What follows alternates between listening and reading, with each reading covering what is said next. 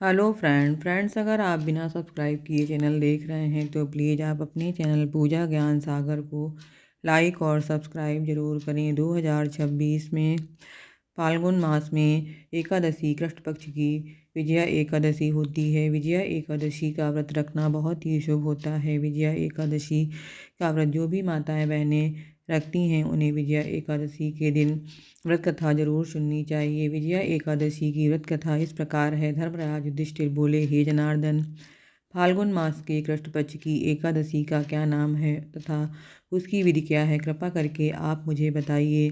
श्री भगवान बोले, हे राजन, फाल्गुन मास के कृष्ण पक्ष की एकादशी का नाम विजया एकादशी है। इसके व्रत के प्रभाव से मनुष्य को विजय प्राप्त होती है। यह सब व्रतों से उत्तम व्रत है। इस विजया एकादशी के महात्म्य के श्रवण व पठन से समस्त पाप नष्ट होते हैं। एक समय देवर्षि नारद जी ने जगत पिता ब्रह्मा जी से कहा, महाराज, आप मुझसे फाल्गुन मास के कृष्ण पक्ष की एकादशी का विधान कहिए। ब्रह्मा जी कहने लगे कि हे नारद, विजया एकादशी का व्रत पुराने तथा नए पापों का नाश करने वाला है। इस विजया एकादशी की विधि मैंने आज तक किसी से नहीं कही और सुनी है। यह समस्त मनुष्यों को विजय प्रदान करती है। त्रेता युग में मर्यादा पुरुषोत्तम श्री रामचंद्र जी को जब 14 वर्ष का वनवास हो गया था, तब वे श्री लक्ष्मण तथा सीता जी सहित पंचवटी में निवास करने लगे। वहाँ पर दुष्ट रावण ने जब सीता जी का हरण किया, तब इस समाचार से श्री रामचंद्र जी तथा लक्ष्मण बहुत ही व्याकुल हुए और सीता जी की खोज के लिए चल दिए। घूमते घूमते जब वे मरणासन्न जटायु के पास पहुँचे तो जटायु उन्हें सीता जी का वृत्तांत सुनाकर स्वर्गलोक चला गया। कुछ आगे जाकर उनकी सुग्रीव से मित्रता हुई और बाली का वध किया।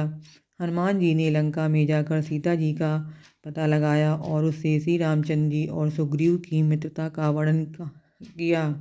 वहाँ से लौटकर हनुमान जी ने भगवान राम के पास आकर सब समाचार कहे।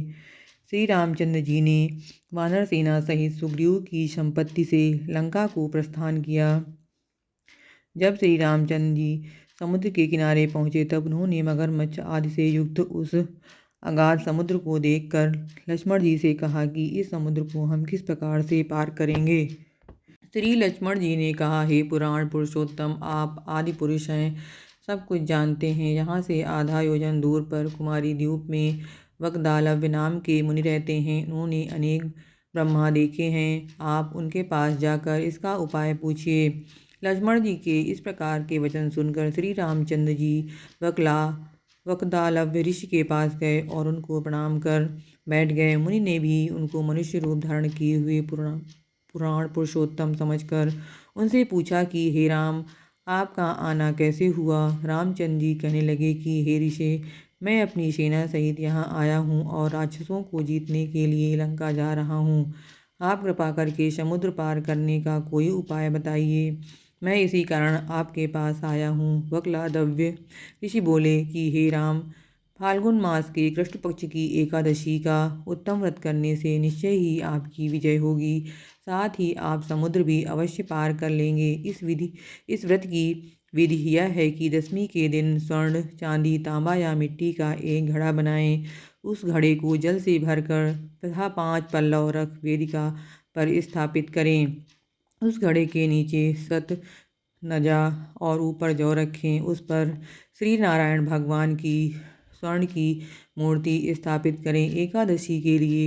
एकादशी के दिन स्नान आदि से निवृत्त होकर धूप दीप नैवेद्य नारियल आदि से भगवान की पूजा करें। तत्पश्चात घड़े के सामने बैठकर दिन व्यतीत करें और रात्रि को भी उसी प्रकार बैठे रहकर जागरण करें। द्वादशी के दिन नित्य नियम से निवृत्त होकर उस घड़े को ब्राह्मण को दे दें। हे राम, यदि तुम भी इस व्रत को सेनानियों सहित करोगे तो तुम्हारी विजय अवश्य होगी। श्री रामचंद्र जी ने ऋषि के कथानुसार इस व्रत को किया और उसके प्रभाव से दैत्यों पर विजय पाई। हे राजन, जो कोई मनुष्य विधिपूर्वक इस व्रत को करेगा, दोनों लोकों में उसकी अवश्य विजय होगी। श्री ब्रह्मा जी ने नारद जी से कहा कि हे पुत्र, जो कोई इस व्रत के महात्म को पढ़ता है, सुनता है, उसको वाजपेय यज्ञ का फल प्राप्त होता है। फ्रेंड्स, अगर आप बिना सब्सक्राइब किए चैनल देख रहे हैं तो प्लीज़ लाइक और सब्सक्राइब ज़रूर करें।